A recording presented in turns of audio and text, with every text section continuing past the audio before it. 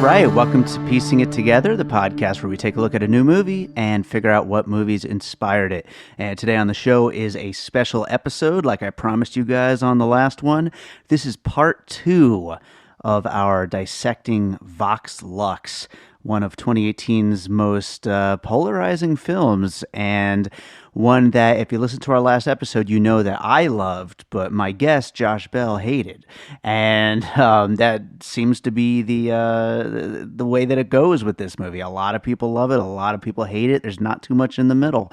But after I had already recorded that one, a friend of the show, Kris Krainock, he said that he wanted to come on and talk about it, and I believe it was his favorite movie of 2018, and I don't blame him. It was definitely in my top 20, so actually maybe even top 10. I forget what my listing was like, but regardless, I was very, very happy to talk about it some more. So he came over, we talked, and we got a whole nother episode for you on Vox Lux. So if you haven't, you should watch the movie. You should also listen to our first episode because we get into a lot of the puzzle pieces. But now we're going to do a whole conversation just about the movie. So let's get to it.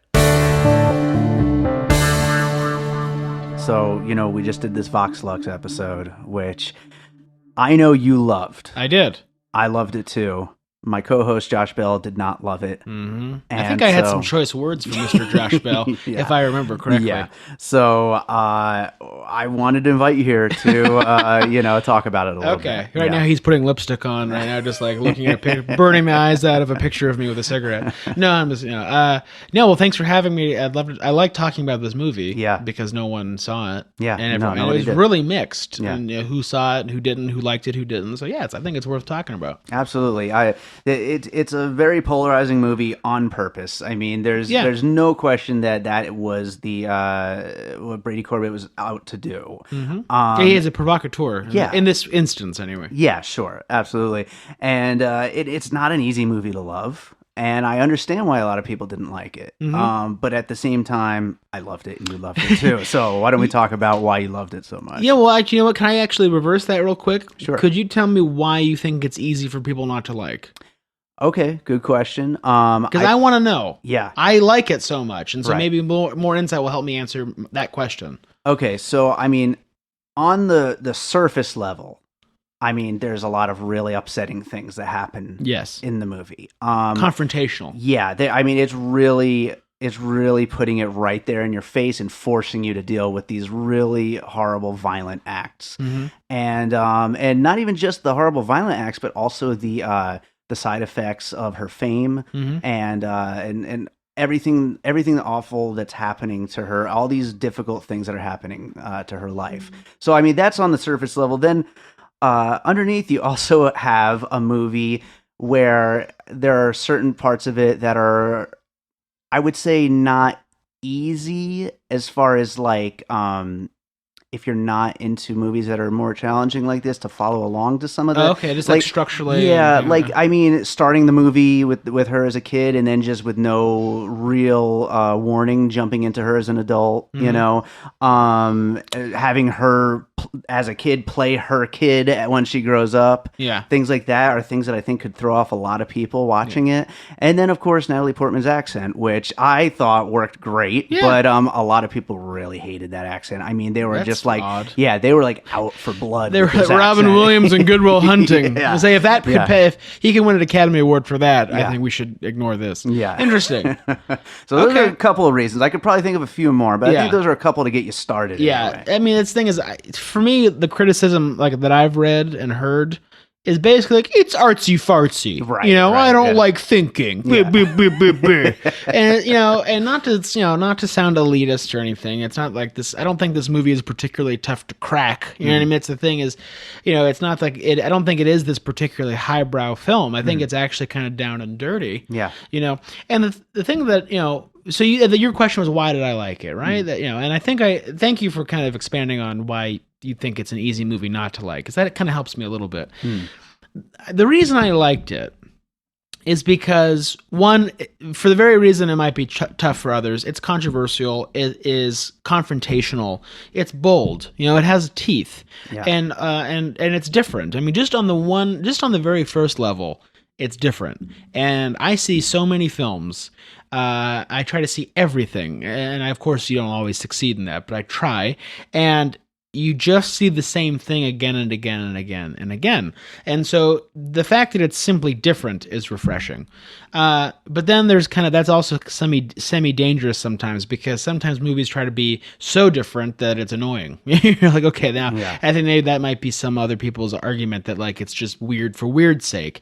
And I don't particularly agree with that either. Mm-hmm. I think it walks a really fine line because it is hyper stylized. I mean, we have Willem Dafoe giving this kind of creepy, bizarre narration, sort of Wes Anderson style. I thought, kind of. It's very it's verbose. The language is almost like a term paper. You know what I mean? It's not an accessible language. So I thought that was an interesting choice. We also have Scott Walker on the soundtrack, making Scott Walker the brilliant, bizarre kind of modernist musician who had these 60s pop roots that now made The Drift. I don't know if you guys ever listened to the album called The Drift, but if you haven't, you should, and put the lights off and be terrified. It's horrifying. The Drift is horrifying. Yeah. And so if you like The Drift, or if you can get into The Drift, or if you could even kind of like appreciate The Drift, you're going to kind of see where the tone is set for the film's soundtrack from the score standpoint. So anyway, you have all these weird stylistic choices, and yet the violence is dealt with in a supremely realistic way. That opening sequence, when the kid comes into the classroom, is bone-chilling. Oh my God, yeah. And I just watched the film a second time recently. I purchased the film, I watched it, I'm watching it, and I saw it again. And it is equally as terrifying the second time for different reasons. The first time I walked in cold. I had no idea what the movie was about. Yeah, so I was like really viscerally connected to the movie. It grabbed me and it didn't let me go. I mean, I was grabbed from that moment on, and the rest of the film just kept me grabbed. I just felt connected to it.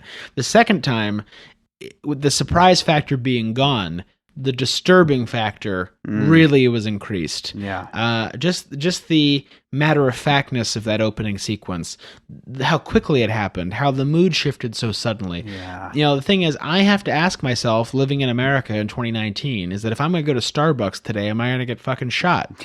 Yeah. That's a real question that I ask myself. And I go to the movies. That's my church. And I always think to myself, is some guy going to walk in here and shoot up this place? Yeah. And unfortunately, I try not to live my life that way. I try to resist that. I would never stop going to the movies because of that fear. But I'd be lying to you if I said that it didn't crop up in my head almost every time I'm in there. I'm the same way. So that's the thing, is like these events do affect us, even when we stand on these philosophical platitudes of like, well, I'm not going to let it affect me. Yeah, I'm still going to go on planes. I'm still going to go into a movie theater. I'm still going to go to Starbucks. But I'm just a human being, and the fear is real. Yeah. So that movie didn't feel exploitative to me. I feel like some people might interpret the violent elements of this movie as being exploitative. Mm-hmm. I don't agree with that. I think this is something we need to see. This is something we need to confront. This is real life. Yeah. And then when it comes, I know I'm kind of rambling here. I apologize. Oh, that's okay. That's what we're going to be doing here. I did want to just mention real quick. Sure. I feel like talking about those shootings, a lot of times we wonder whether or not we're desensitized to this stuff. And I would have said yes right up until I saw that. And then I saw it and I'm like, holy shit, I'm shook. Yeah. You know what I mean? Normally, every time one of these shootings happens, I'm just like, another shooting, that's America now, Mm-hmm. But I felt like I was personally like, shaken. Affected. Yeah, shaken. I just couldn't stop thinking about it for days after I saw it. Well, that to me that's the power of art. Yeah. Through the lens of art, can we feel things in the most visceral way? We can. That's the thing, is we can watch on the news about a shooting, and we can watch the footage of kids running out and think to ourselves, this is America. Yeah. But the moment that we are in the classroom and we have the suspension of disbelief, we walk into a dark room. Like I think I've mentioned something like this before on previous podcasts with you. Why I love movies is because we walk into a big dark room full of strangers, and we look at a screen that we know is made up. We know that this was written 6 months earlier, a year earlier. We know these are actors. We know none of this is real. And as soon as the lights go down and the movie starts, we're transported into believing this. We can look at Leonardo DiCaprio, the most famous person in the world, and we can cry when he dies. And we know he's not dead. That is a beautiful thing. Name one painting that connects you that viscerally to itself. You can't. Right. There is the movies are uniquely emotional. They're uniquely communicative, and so when you have a scene like that, when you understand the responsibility you have as a filmmaker, which is that I can make anyone believe anything I want instantaneously. That's the responsibility, I should say, that people should think about more. As a filmmaker, I always think about that. I think to myself, as soon as I put something on the screen, they're going to believe it. Yeah. So I better make it good. I better respect that responsibility. And I think this movie did it. And so to kind of put a finer point on what you said, yeah, we're desensitized, but only through art did we really truly feel it. Right. What we should be feeling watching the news, but we're not. When we look at reality, we're not feeling it. But when we look at it through the lens of artwork or lens through filmmaking, that's when we actually experience it. So just that emotion I had in that moment made this film valuable. Yeah. The movie went on to be something far beyond what I expected, and I loved all of it. But just from those first 5 minutes, this movie had value. So, in the main episode, we talked quite a bit about the feeling of dread. That very much so, yeah. Yeah, it's like from that opening scene, it's just cast over everything else, even when things aren't necessarily about that. Even though that certainly is one of the things I think the movie is about, but it's also about other things as well.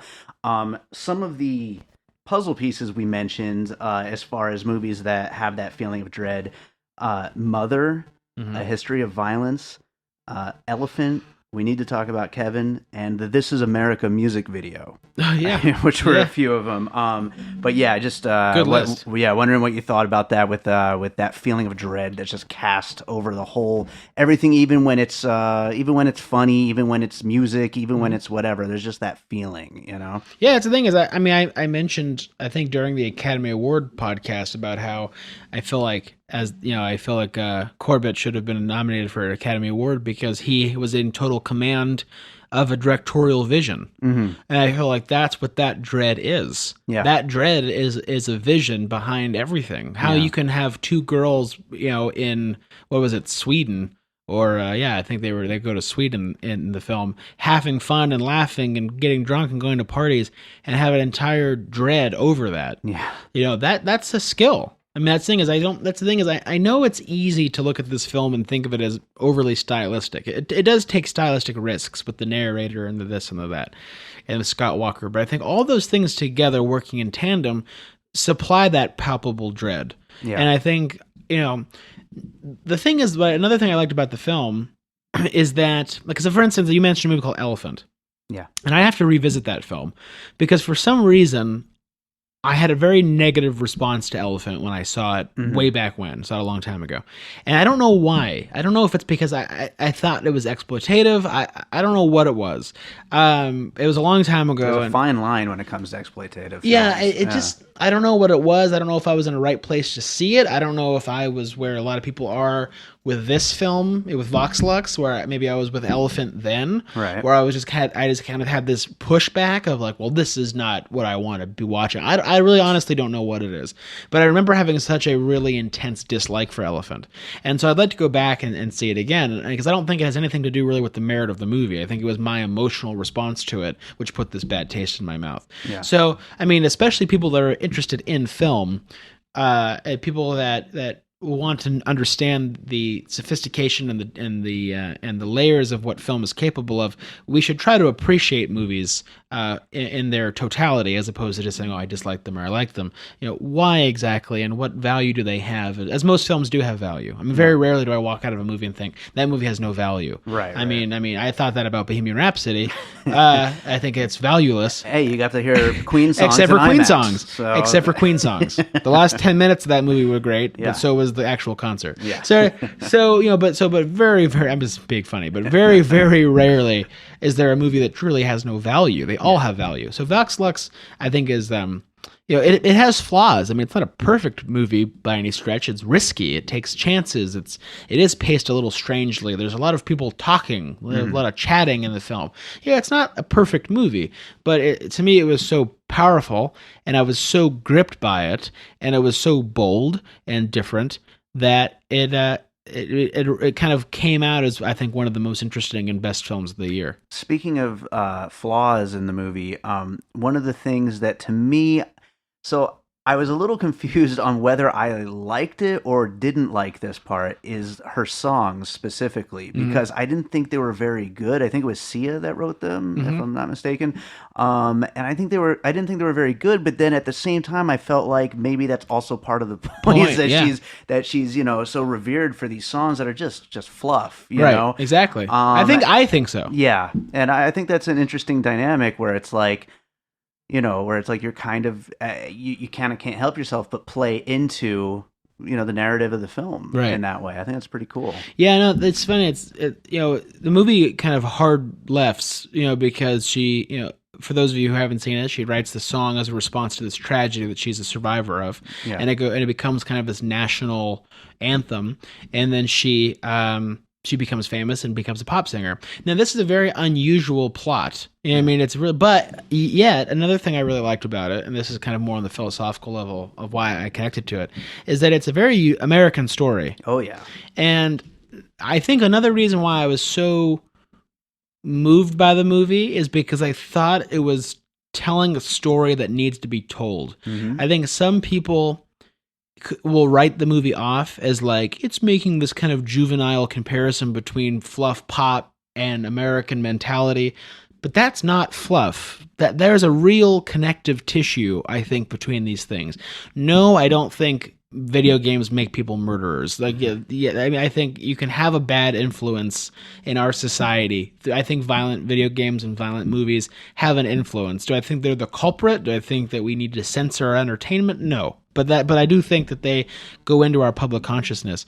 When we watch movies, like the thing is, Terry Gilliam, one of my favorite filmmakers, says, whenever I kill a bad guy, I try to linger on him for like 5 seconds so that you go, that's a person dying. Yeah. As opposed to blowing up the Death Star with tens of thousands of innocent workers and contractors on it, and we don't think, they're bad.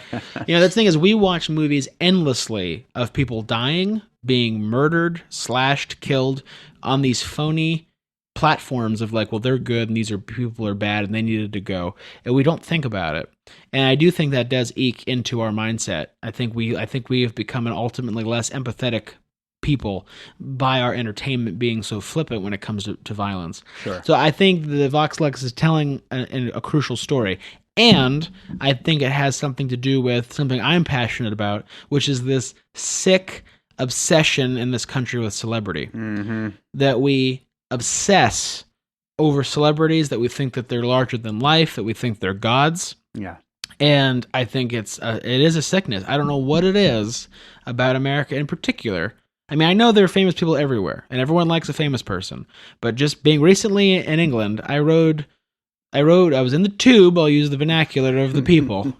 I was in the tube, I was on the subway, and there was the actress, there was the Lady Stark from Game of Thrones, who is a fucking big deal, right? She's on the most popular show maybe ever. Yeah. And I had just seen her in a play. She was just in a play that I had just seen 10 minutes earlier, and then we rode the tube basically home together in a similar area of town, and no one bothered her. Yeah, she sat there with her nook, she read a book, whatever the fuck she was doing, and she went home. She's a person that does a job, and we appreciate it, we admire it, we like her. No one really gives a shit because we got our own stuff going on. And this is just a general statement, because there are sycophants and people everywhere all across the world, but it's a uniquely American thing where we want to know what the consistency of Matt Damon's shit was that morning. Why? And I think it's dangerous, and I think Vox Lux addresses that issue in a unique way, that our artwork does have responsibility, that it is this hero worship, this celebrity worship that leads to a very dangerous path for everybody, and also for the celebrity themselves. I mean, as you can see in her mental breakdown backstage, and I mean, I felt like there was a lot of a story that we've never seen before, and is not just everything we've been talking about with the mixture of the dread and the everything else. I mean, just as a straight up pop music story. We've Yeah. never really seen a pop music story like this before. It's not a biopic, Mhm. but it certainly is like one of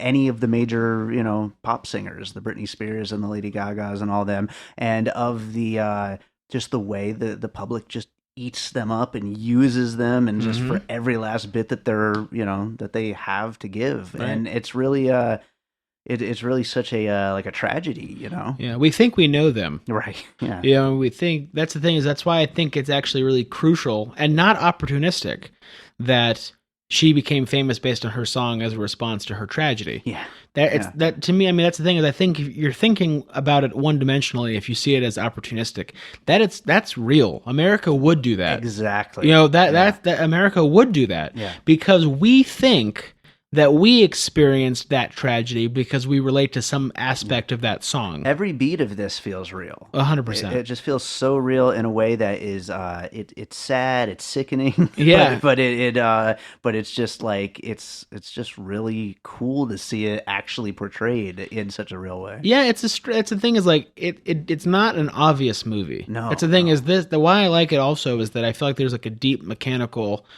understanding of these problems. This must be something that Corbett was bothered by. This must be something he's passionate about in order to write a story that illustrates these themes. This must be something he's seeing and going, I don't know how I feel about this, and I want to explore this. That makes him a sensitive character, a sensitive person that could be attentive to this type of problem, and then be passionate enough to make it into a story.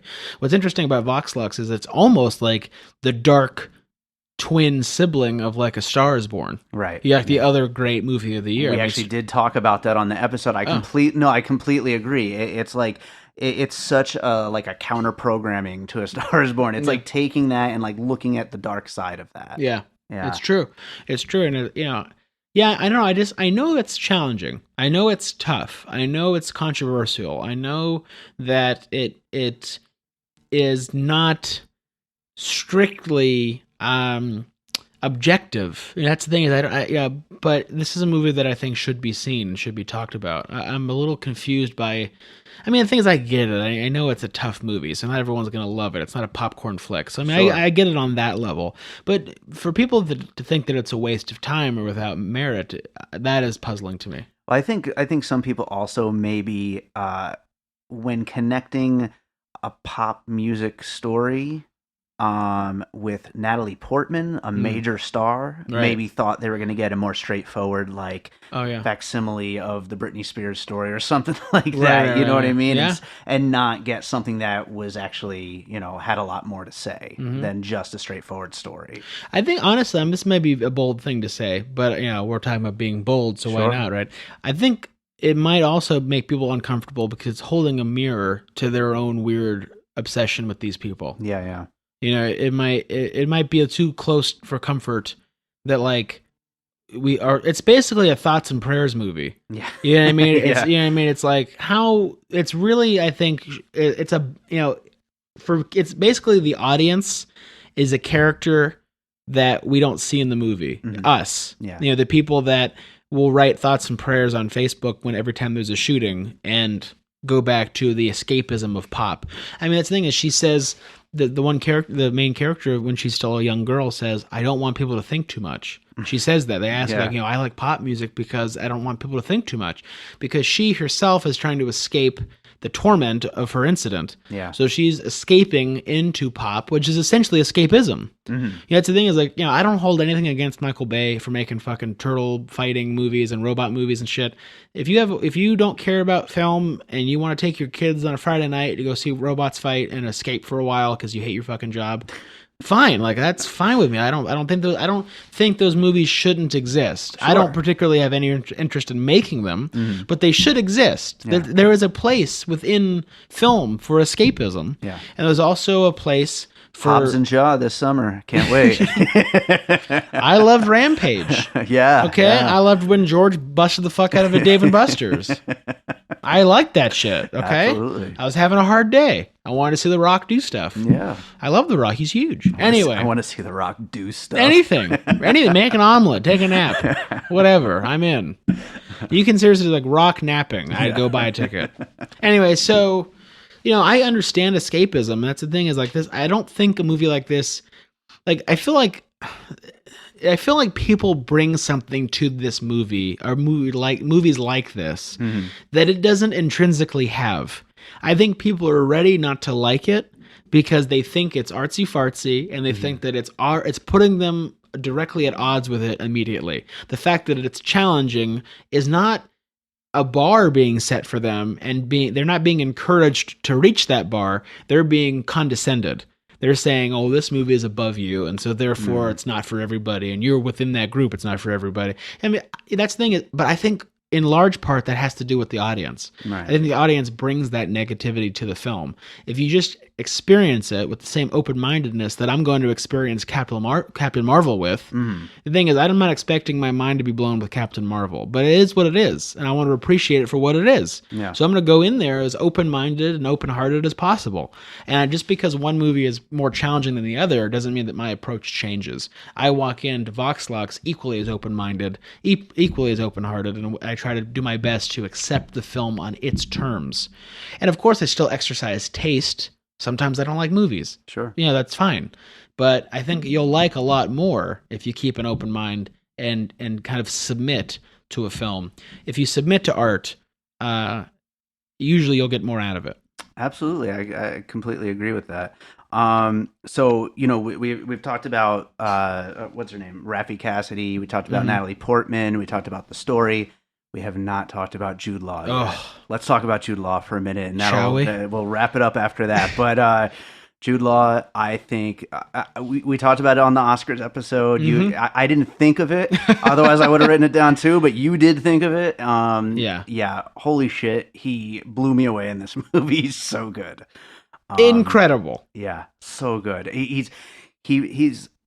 I want to say he's so real as that manager, but then also so Hollywood, like such a role. You know what I mean? Such a meaty role at the same time as being such a naturalistic role too. Yeah. Like, oh my God, it's so good. I know. I almost kind of feel bad for Natalie Portman because she was acting her ass off. Yeah. And I couldn't take my eyes off Jude Law. I know. He was mesmerizing as that character. It was a real performance. It was a real vision from an actor. Yeah. I feel like he created that character from the inside out, and I feel like he was what it was is he was so plausible.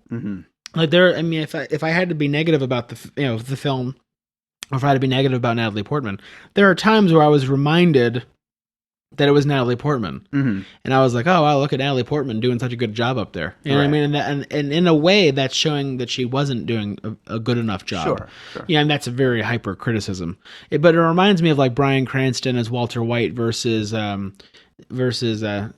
Gandolfini as Anthony Soprano, as Tony Soprano.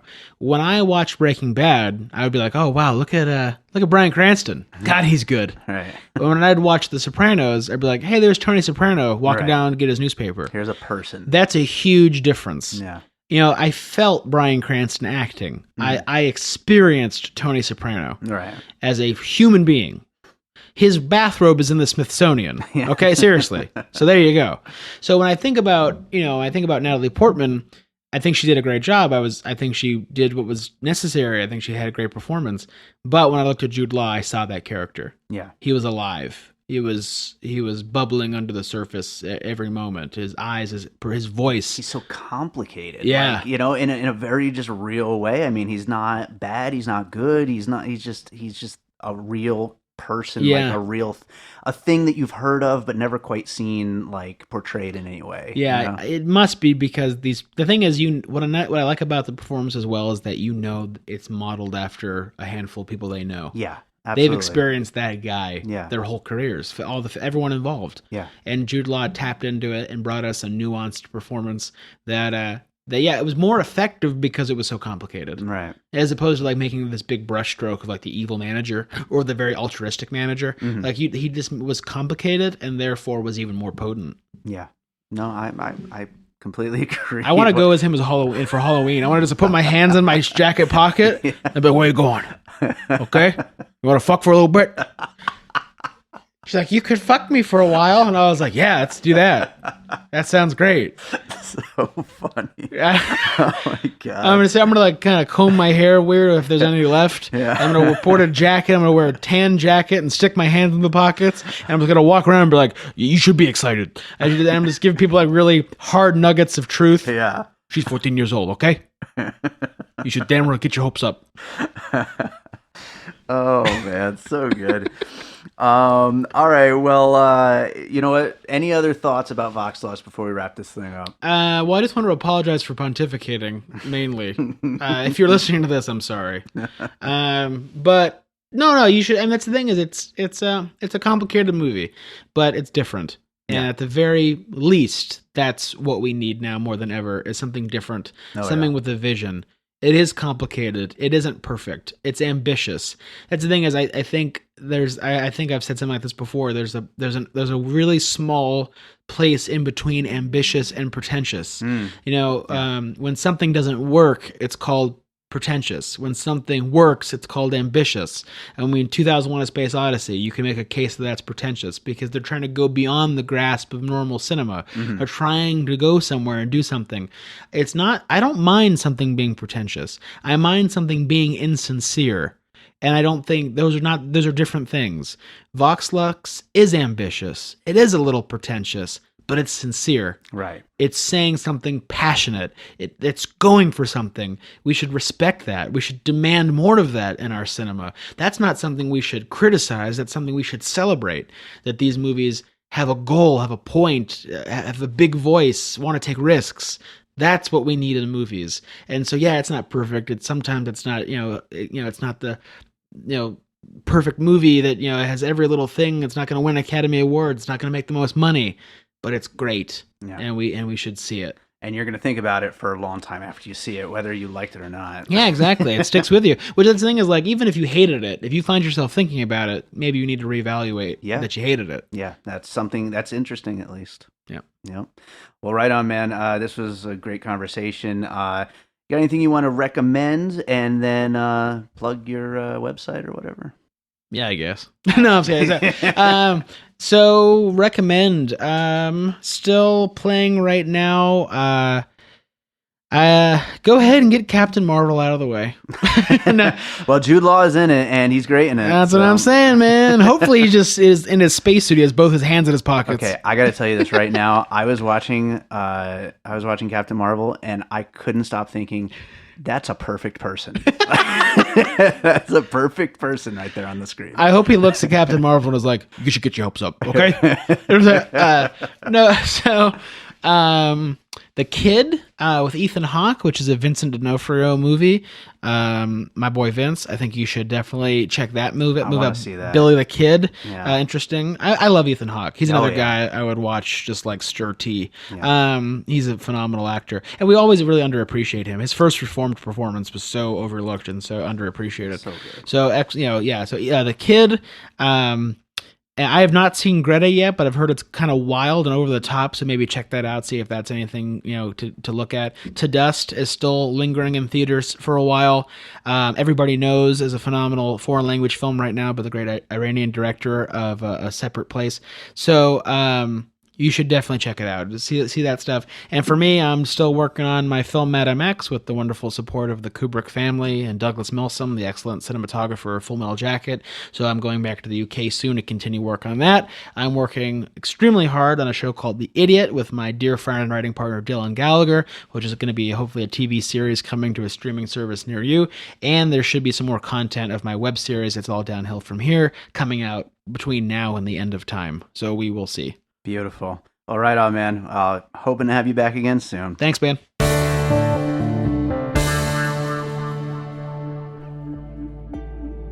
Welcome to the world's first podcast. Well, the first one they've done. Gas Money Pictures presents Filmmakers On, a podcast for filmmakers by filmmakers about the ever-changing media landscape. Each Thursday, hosts Jay Horton and Sean Alden Reed speak to a media insider about their journey through the industry and how to survive without going crazy. Segments like What Are You Watching?, Media Roundup, and It's Your Turn give Jay and Sean the opportunity to do their favorite thing, discuss what's going on in movies, TV, and media, and mainly disagree. Filmmakers On is available on your favorite podcasting app or at www.filmmakerson.com. And check them out on social media at Filmmakers On. All right, well, that does it for today's special episode of Piecing It Together, our second episode on Vox Lux, and it concludes Vox Lux week on the show. I don't know that it's really a thing, but but I loved this movie, and I'm so glad we got to talk about it so much because it's a movie that needs to be seen and needs to be talked about. We will be back with another regular episode next week. And as you may have noticed from the fact that the first Vox Lux episode went up on a Monday and this one went up on a Friday, our release schedule is going to get weird. We actually just scheduled out the next 22 episodes of the show. I actually did a post in our Piecing It Together, a movie discussion group, where we like to talk about movies, and you should join and talk about movies with us. But I did a post in there asking if anybody was interested in getting on the show for the first time or coming back on for some of our returning co-hosts. And a whole bunch of people got in touch, and we started matching people with upcoming movies. And yeah, we got a lot of movies coming up in the next few months. And so we're not going to be just on our regular every Friday schedule anymore, at least not for the time being. As much as possible, we're just going to be recording and putting these episodes out. We still have a couple in the can too that need to get put up. We'll get to those when we get to them. But yeah, expect episodes mostly on Mondays and Fridays, but we are going to probably have a solid 2 a week for at least the next few months, and then maybe we'll get back to the 1 a week, because I mean that's what the show is supposed to be. I did not set out to make a show where I'm putting up 2 episodes a week. That's a lot of work, but hey, if you guys are enjoying it, you can rate and review us on iTunes and let us know that you're enjoying it, and then maybe we will keep doing 2 a week. I mean, hey, if you're liking it, I like doing it. So, yeah, that does it for today. Like I just said, rate and review us on iTunes, subscribe on your podcast app of choice, join our Facebook group, follow us on social media at PiecingPod, and sign up for the mailing list over on piecingpod.com. That about does it. Let's leave you guys with a piece of music. You know, on the last one, on the full Vox Lux episode, I wanted to play a piece of dancey music, something poppy to go along with the episode. And I was just looking for another track like that, and I just came across this unreleased song that I completely forgot about called Crystal Moon that I made back before my very first album, Echoes in the Dark, came out. I don't even know why this didn't end up on the album, because it's pretty sweet track. I mean, I guess I just never considered it finished. I should see if I could finish it or something. But regardless, I'm going to play it in its current state right now. So this is an unreleased song of mine called Crystal Moon. Enjoy it. And like I said, we'll be back with more Piecing It Together next week.